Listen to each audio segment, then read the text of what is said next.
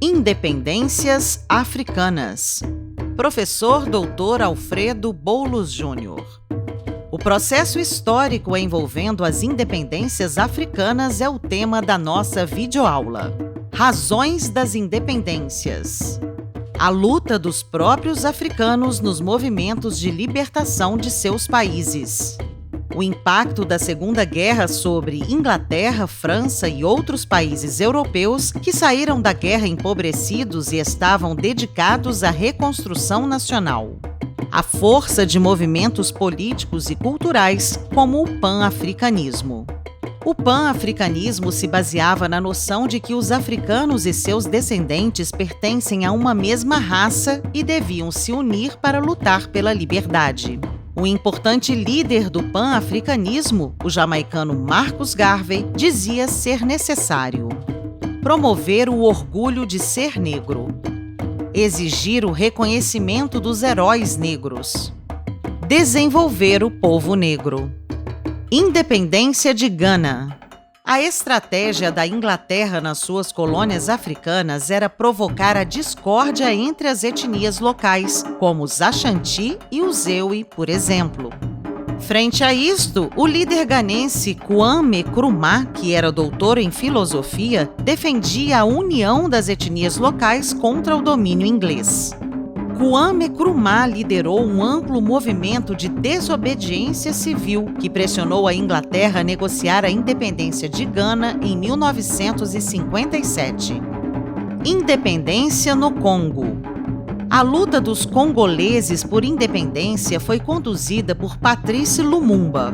Por meio de manifestações de rua, greves e comícios, o movimento popular liderado por Lumumba forçou os belgas a se retirarem do Congo em 1960 e assim o país tornou-se independente. Angola, Moçambique e Guiné-Bissau. Em 1951, em Lisboa, jovens universitários africanos, entre os quais Amílcar Cabral e Agostinho Neto, fundaram o Centro de Estudos Africanos e usaram a poesia como arma de combate à opressão exercida por Portugal. Na década de 1960, esses jovens lideraram partidos e movimentos políticos para lutar pela independência. Enquanto isso, os gastos do governo português com a guerra na África e as mortes de soldados portugueses em solo africano provocaram a Revolução dos Cravos, que derrubou a ditadura em Portugal e democratizou o país. O novo governo português reconheceu a independência da Guiné-Bissau e Cabo Verde em 1974. E Agostinho Neto proclamou a independência da República Popular de Angola. Em 1975, Moçambique proclamou sua independência, tendo Samora Machel como presidente. A luta contra o apartheid. Na África do Sul, nas primeiras décadas do século XX, os negros eram discriminados em sua própria terra. Em 1948, o governo racista sul-africano oficializou o apartheid, nome dado a uma política segregacionista que obrigava os negros a morar em lugares separados dos brancos, a frequentar escolas, praias e a usar bebedouros e banheiros só para negros, a andar com um passe para que a polícia pudesse controlá-los. Nesse cenário, o advogado sul-africano Nelson Mandela se destacou na luta contra o apartheid e, por sua determinação e carisma, ele foi condenado à prisão perpétua sob acusação de agitador.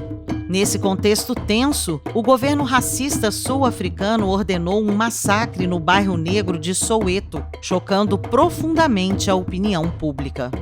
A comunidade internacional reagiu boicotando o governo sul-africano e a ONU proibiu a venda de armas ao país.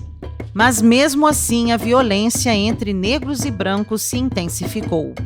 Em 1990, sob forte pressão popular, o governo sul-africano libertou Nelson Mandela e anulou as leis segregacionistas, garantindo aos negros a igualdade de direitos civis e políticos.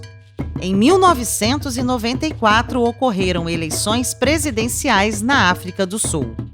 Nelson Mandela foi eleito presidente. Agora peço que você reflita sobre esta frase do Mandela. Ninguém nasce odiando o outro pela cor de sua pele ou por sua origem ou sua religião. Para odiar, as pessoas precisam aprender. E se elas aprendem a odiar, podem ser ensinadas a amar. Para odiar, as pessoas precisam aprender.